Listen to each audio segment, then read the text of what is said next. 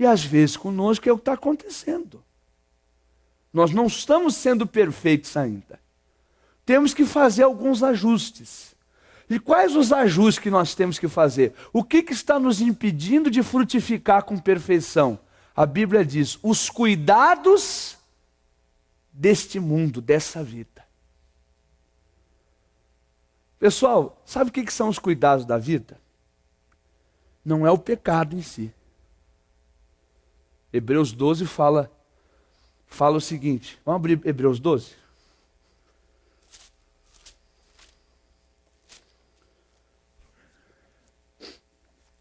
Hebreus 12, 1. Deixa marcado aí o Lucas e a gente volta, tá, gente?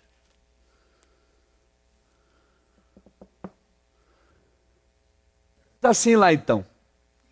Portanto, nós também, pois que estamos rodeados de tão grande nuvem de testemunhas, deixemos todo o embaraço e o pecado que tão de perto nos rodeia e corramos com paciência a carreira que nos está proposta. Até aqui está bom para nós. Então, o que são os cuidados desse mundo? Não é o pecado em si. Mas a Bíblia está falando aqui que nós temos que, meu irmão, temos que deixar não só o pecado, mas diz todo o embaraço. O que é o embaraço?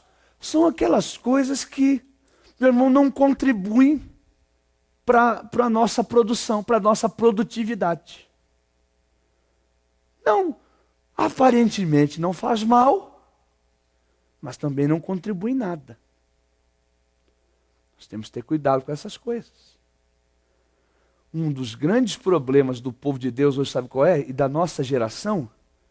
Sabe qual é a grande desculpa da nossa geração para não nos aprofundar mais e não nos envolver mais com Deus? A maioria de nós damos essa desculpa. Tempo.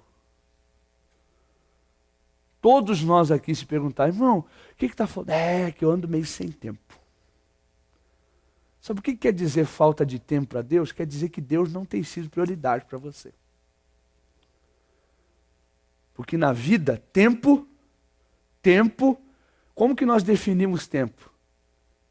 Pelas nossas prioridades. Eu pego o meu dia, o que eu faço? E eu priorizo as coisas. Eu tenho que fazer X, eu tenho que fazer X. Só que o nosso problema é o seguinte, eu tenho que fazer X, e se der, eu vou à igreja. Eu tenho que fazer X, e se der, eu vou ler a Bíblia hoje. Se der, eu vou tirar uns 15, 20 minutos para orar. Nós estamos deixando sempre Deus por último. E está errado. A Bíblia diz que temos que colocar Deus como, pessoal? Em primeiro lugar. Ele devia ser o primeiro da nossa lista. Então, porque Deus não tem sido a nossa prioridade, o que o diabo faz? Então o diabo usa coisas, a vida é corrida, não estou dizendo que a vida não é corrida, eu sei que a vida é corrida. Eu posso dizer que a vida é corrida, eu sei que é. Eu saio todo dia de manhã de casa e volto 11 horas da noite para casa. Sabe que o porteiro lá no meu prédio não entende muito quando eu chego, às vezes fica... Agora mesmo foi sábado, a gente foi de vigília, né? Chegamos em casa, era sexta-feira, saímos de manhã de casa e eu cheguei 11 horas em casa. Aí meia-noite eu saí de novo. Eu e a família, tudo arrumadinho. Com o filho, com a criança. Aí chega 5 horas da manhã. Deve dar um nó na cabeça do cara, né? Não entende nada da vida desse pessoal aí. Esse pessoal é meio doido. E às vezes some o marido da casa. Aí outro dia o marido sumiu 9 dias de casa. Onde é que está esse cara? Ele sumiu? Onde é que ele anda? Daqui a pouco ele aparece de novo. Então eu sei o que é a vida corrida. A vida é corrida. Meu irmão, esse mundo que nós vemos é corrido. Você sai de um trabalho, vai para o outro, você tem que pegar as crianças na escola, você tem que fazer não sei mais o quê. É assim. Mas veja bem, se nós pegássemos as obras infrutíferas que nós realizamos, nós cortássemos da nossa vida, nos sobraria tempo para quem? Para Deus. Tem muita obra infrutífera. Não estou dizendo, são coisas que não são pecado,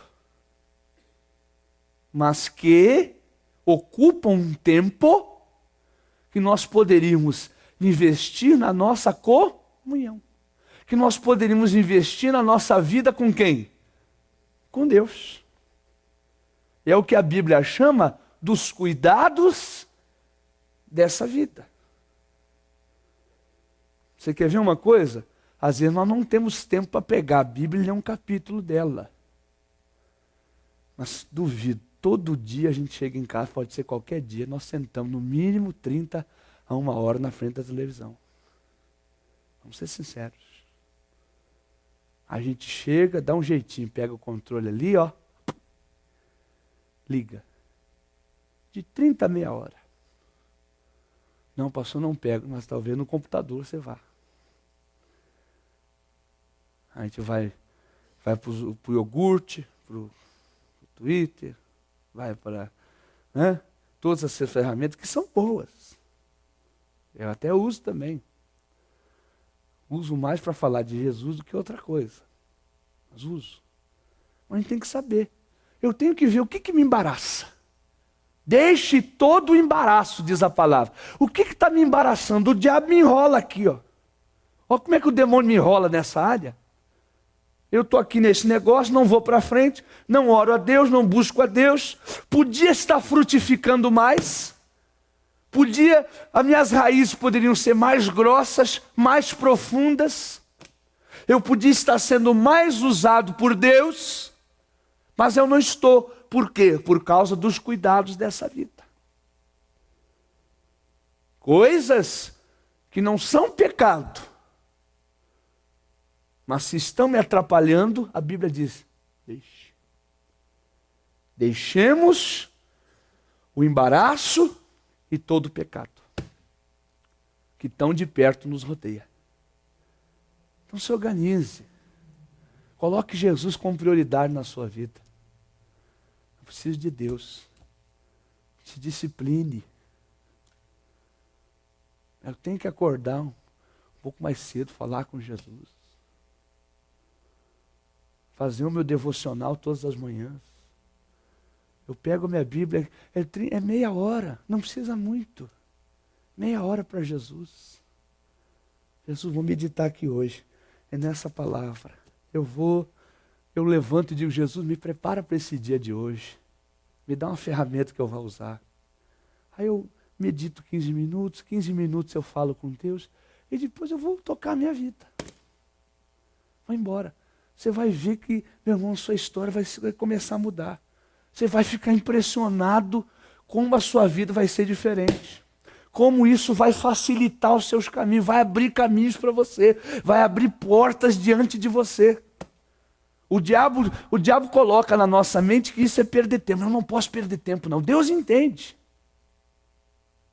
Mas meu irmão, chega uma hora que a gente tem que parar para comer ou não. Você para e diz, puxa, eu tenho que comer.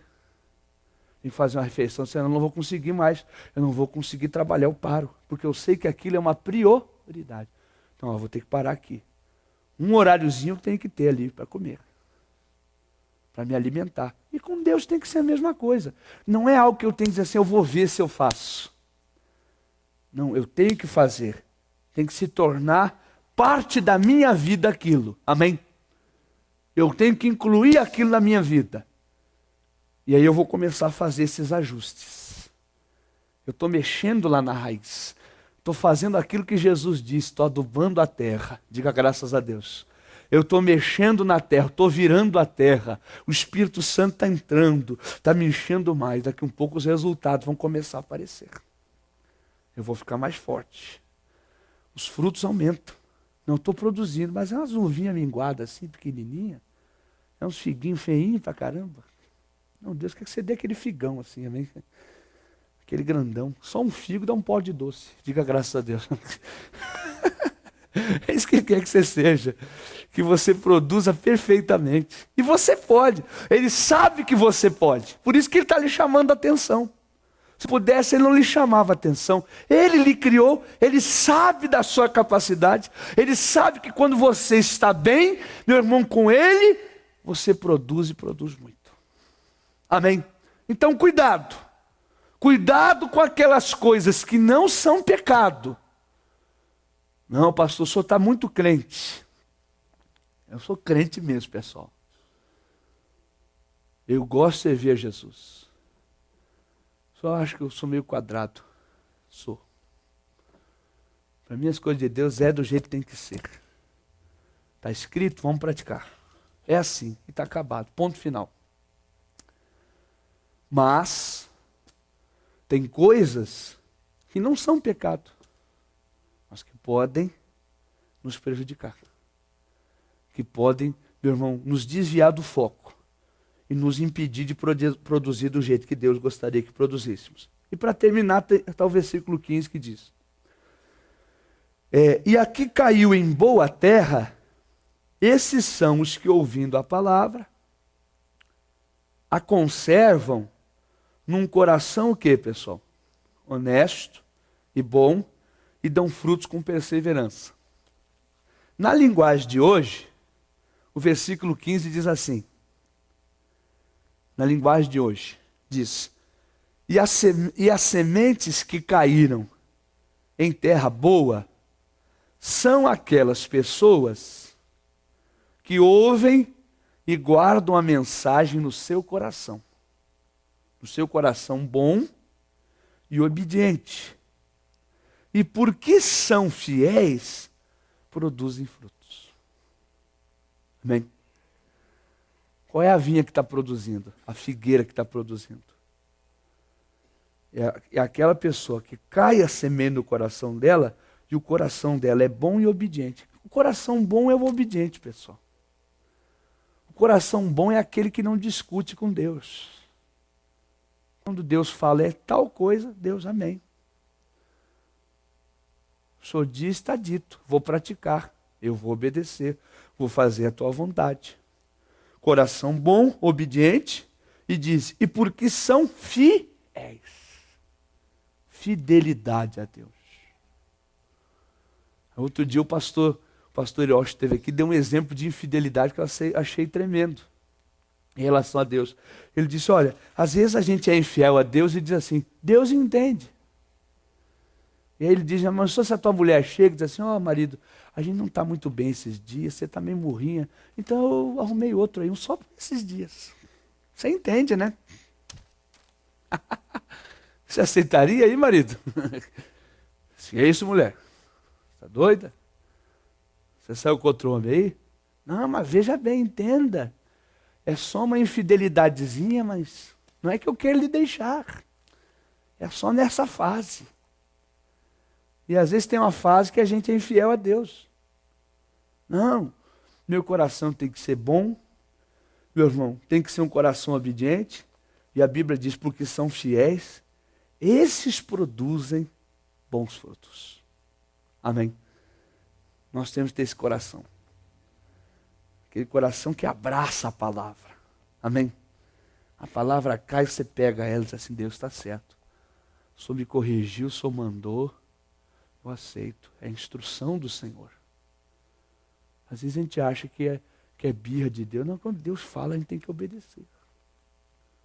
Aquilo muda a história da nossa vida. Então que você possa frutificar e muito. Se você deixar Deus mexer nas suas raízes, se você deixar Deus, meu irmão, mexer na sua estrutura espiritual, você vai ser frutífero. Agora, não demore muito não. Porque Jesus disse, depois de um ano, e esse ano representa esse tempo, e esse tempo cada dia diminui, ele disse que virá. E isso, um ano para quem? Um ano para quem viver até lá, né? Sei lá, se o teu tempo não acabou. Quem garante que você vai viver? Mas não, pastor, fui no médico ontem, e eu fiz um check-up, está tudo bem com a minha saúde. Mas quem disse que você está doente para morrer? Deus chama a hora que quer, ou não? Ele é o dono da vida, diz assim, ô negão, acabou para ti. Já era, vem. Eu vou fazer o quê? Vou dizer para ele, não vou, Deus. Né? Eu vou ter que ir, caramba. E ele vai e chama e já era. Aí você tem que ir. E quando foi, aí não adianta mais. Querer consertar. Tem que consertar agora. Se ajeitar com Deus agora. E ser frutífero e ser uma bênção para a glória dele. Amém?